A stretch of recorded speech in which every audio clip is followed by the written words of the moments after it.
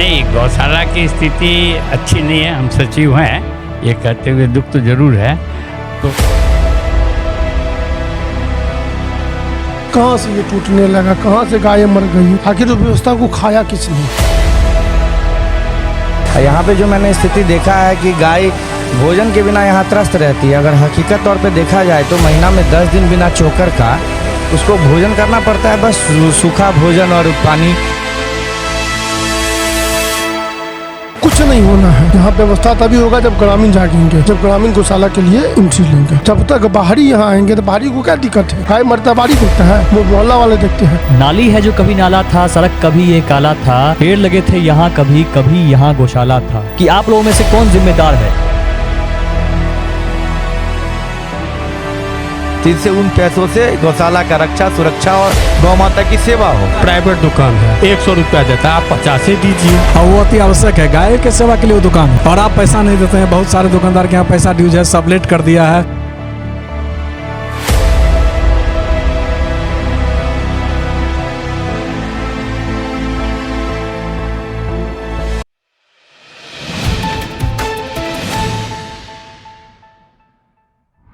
नाली है जो कभी नाला था, सड़क कभी ये काला था, पेड़ लगे थे यहाँ कभी कभी यहाँ गौशाला था, खंडर से लहराता दिखता कभी तिरंगा था, हमने तो हर गली तलाशी यहीं कहीं दरभंगा था। इस कविता के माध्यम से हमने शहर में एक वीडियो बनाकर उस पर वॉइस ओवर किया, जिसके बाद जो है इधर अब विकास कार्य जो है शुरू होने को जा रहा है। लेकिन उससे पहले कुछ समाज सेवी जो दरभंगा के नगर के जो कुछ लोग थे, वरिष्ठ लोग, उन्होंने आकर इस जगह जो है जितने भी शहर के वेस्टेज फूड्स हैं, जितने भी सब्जी फल सब वेस्टेज जो थे, उन सभी को टेलर के टेलर लाकर सभी गौ माताओं को खिलाया। ये बहुत बड़ी बात जो है हुई और मतलब हमारे वीडियो के माध्यम से एक बहुत बड़ी जागृति हुई। और आज एक बैठक जो है एसडीओ साहब द्वारा भी दरभंगा गौशाला सोसाइटी में किया जा रहा है। हालांकि दरभंगा गौशाला सोसाइटी काम करती थी, लेकिन उस नज़र में काम नहीं होता था, क्योंकि आप देख सकते हैं यहाँ की स्थिति बहुत ही ख़राब है। नमस्कार, मैं हूँ प्रणव कुमार मिश्रा। इस वक्त आप सभी देख रहे हैं नमस्कार मिथिला न्यूज़। आइए हम आपको अंदर की हालात जो है दिखाते हैं। इस वक्त हम गौशाला के एक भवन में हैं, जिसमें जो है गौ माताएँ जो है पहले रहती थी। आप देख सकते हैं कि एक भी गाय आपको नज़र नहीं आ रही होंगी, क्योंकि दशा ये है कि पहले जो जैसे इस तरफ आपको दिख रहा है कि एक क्वार्टर है जिसमें गायों को खाना चारा दिया जाता है और इधर गौ माताएँ रहती थी, और उस तरफ भी सेम ऐसा ही था। लेकिन उधर मिट्टी भर के उस जगह को पूरा बर्बाद कर दिया गया। उस जगह के पूरा दुर्दशा में ऐसा दे दिया गया कि आज इधर गाय है ही नहीं। इन सभी गायों को दूसरे भवन में रखा गया है। लेकिन ऐसी दुर्दशा क्यों हुई? गौशाला सोसाइटी जब काम करती है तब इसके बाद ऐसी हालत क्यों है? हम सरकार से भी सवाल करना चाहेंगे, नगर निगम कर्मियों से भी सवाल करना चाहेंगे कि आप लोगों में से कौन जिम्मेदार है इस जगह पर। 5 बार से जो है विधायक भी हैं और 2 बार से सांसद भी बीजेपी के ही हैं, लेकिन आप इस जगह की दुर्दशा देख सकते हैं। कितने बार इन्होंने इधर आकर कार्यक्रम भी किया है, इस जगह की दुर्दशा भी देखी है, लेकिन वो लोग सिर्फ क्या गौ सेवा के नाम पर सिर्फ वोट लेते हैं, गौ सेवा नहीं करते हैं। तस्वीरों में आप सिर्फ इस जगह की दशा देख सकते हैं। जब आप आकर देखिएगा तब आपको भी बहुत दुख होगा कि गौ माताएं इस हालत में जो है इस जगह पर रहती हैं। आइए हम बातचीत करते हैं आगे कुछ लोगों से भी, जानते हैं क्या उनकी सोच है इस बात पर। आज जो एसडीएम सर आज मौजूद थे, दरभंगा गौशाला सोसाइटी में आए थे और लोगों की सवालों पर क्या उनकी प्रतिक्रिया आई? नहीं, गौशाला की स्थिति अच्छी नहीं है। हम सचिव हैं, ये कहते हुए दुख तो जरूर है। तो एक बड़ी जागृति सी आज आई है और कुछ लोगों ने, गौ सेवकों ने आज एक इस बैठक का आयोजन करवाया है। उसमें हमारे अध्यक्ष भी आए हैं और आज उत्साह बढ़ा है, क्योंकि मैं भी निष्क्रिय हो गया था, क्योंकि कुछ उत्साहित नहीं था। आज उत्साह मेरा भी बढ़ा है और सभी लोगों ने जिस प्रकार से सहयोग करके इस गौशाला को आगे बढ़ाने के लिए, इसके उत्थान के लिए, जीर्णोद्धार के लिए बातें की हैं, और अगर ये सारा कार्य मूर्त हो जाता है तो गौशाला, हमें पूर्ण विश्वास है कि पुनः अपने पुराने स्वरूप में आ जाएंगी। और विशेषकर किराया, गौशाला की 42 दुकानें हैं, इनमें जो किराया आ रहा है ये बहुत ही कम है। इसके लिए एक नई कमेटी बनाई गई है कि इस किराए को रिवाइज करने के लिए, और वो भी होता है तो आर्थिक स्थिति में भी सुधार होगा। क्या लगता है कि इस बैठक से जो है पुनर्विकास हो पाएगा गौशाला का? नहीं, अभी तो आज तो बात ही हुई है, एक दिन में पुनर्विकास नहीं होता है, न होगा। तो इसमें प्रयास समूह का हो रहा है, प्रारंभ हुआ है, पूरी आशा है, विश्वास उसी पर चलता है। जी, आज जो एसडीएम सर ने जो है रेंट बढ़ाने की प्रक्रिया पर जो बात चलाई है, इस पर आप लोगों का क्या विचार है? देखिए, मैं पहले रेंट बढ़ाने की बाद में बात करूंगा। पहले इस चीज़ पर आइए कि ये गौशाला आप अभी देख रहे हैं कि डूबता हुआ गौशाला है, टूटता हुआ गौशाला है, मरता हुआ गाय है। इसकी समृद्धि इतनी थी कि यहाँ से हज़ारों लीटर दूध बिकता था। गाय कंटिन्यूअस यहाँ पे कम से कम 100 गाय रहती थी। लोग खेलते थे, बच्चे यहाँ क्रिकेट खेला करते थे, बहुत सारा व्यवस्था था।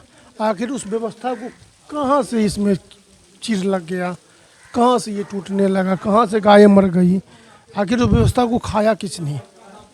जिसकी लाखों एकड़ ज़मीन है, वो ज़मीन क्या हो गया?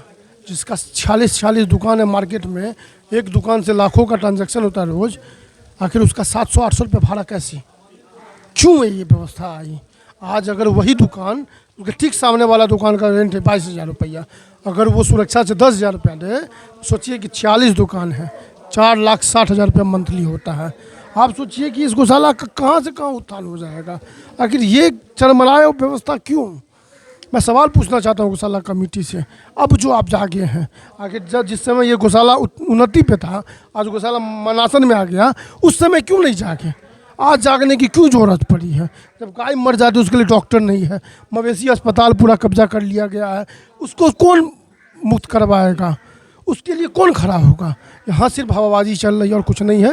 ये कुछ नहीं होगा, पन्नों में 10 दिन में फिर ये व्यवस्था गायब हो जाएगा। कुछ नहीं होना है। यहाँ व्यवस्था तभी होगा जब ग्रामीण जागेंगे, जब ग्रामीण गौशाला के लिए एंट्री लेंगे। जब तक बाहरी यहाँ आएंगे तो बाहरी को क्या दिक्कत है? गाय मरता बाहरी देखता है, वो मोहल्ला वाले देखते हैं।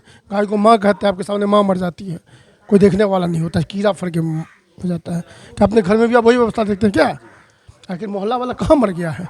क्यों नहीं जाग रहा है मोहल्ला वाला? आखिर इसकी लाखों की संपत्ति क्या हो गई? इसका इनकम क्या हो गया?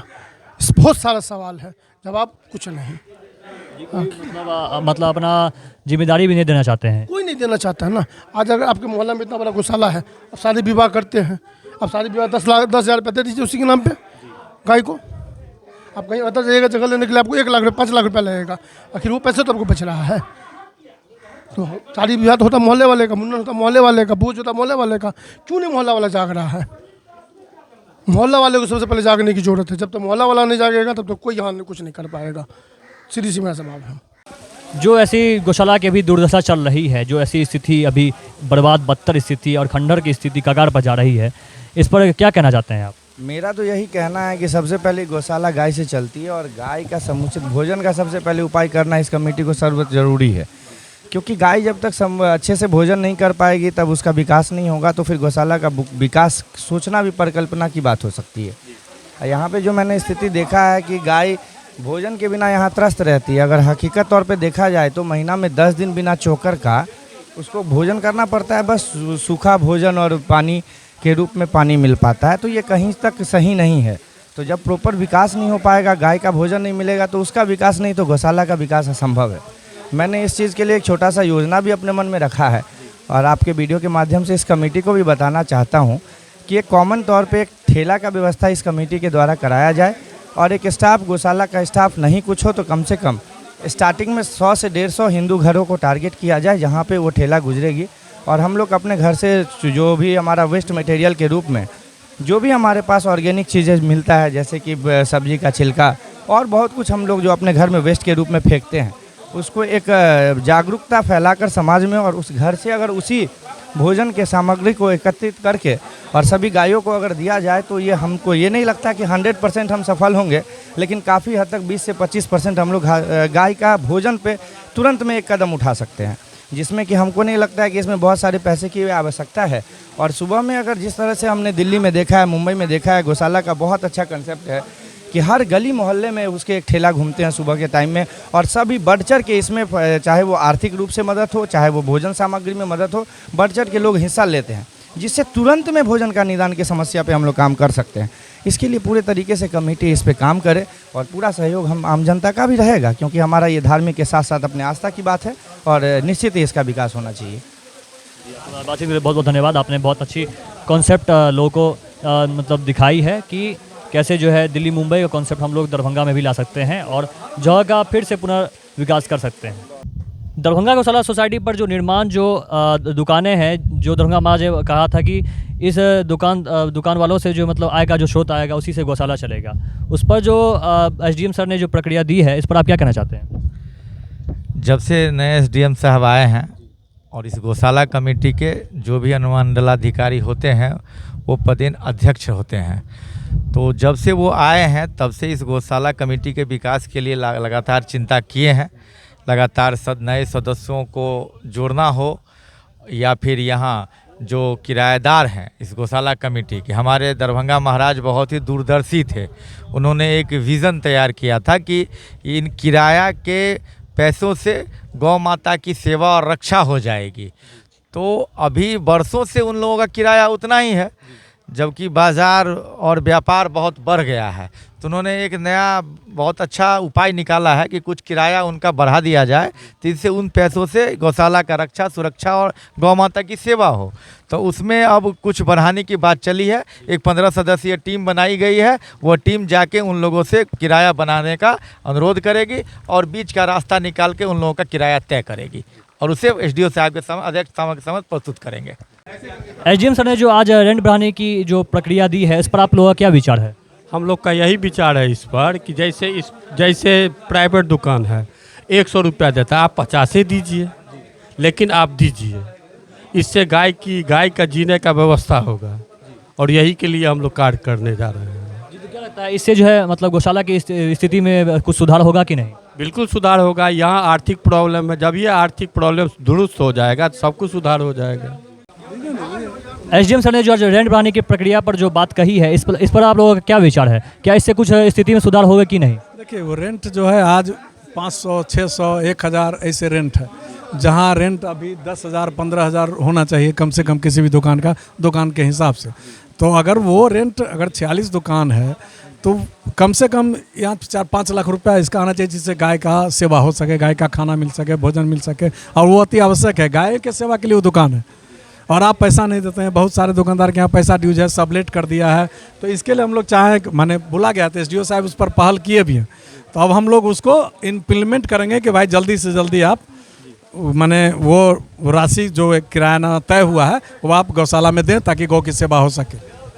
ये प्रदर्शित करना। इस पर कमेटी बनाई गई है, ये इस पर आप लोग क्या कहना चाहते हैं? नहीं, कमेटी इसलिए बनाई गई कि उसको सिस्टम में 15 दिन के अंदर उसको क्रियान्वित कर दिया जाए कि गौशाला है और गाय को खाना मिल सके, गाय के खाना मिल सके, उसका रहन सहन जो व्यवस्था है वो ठीक हो सके।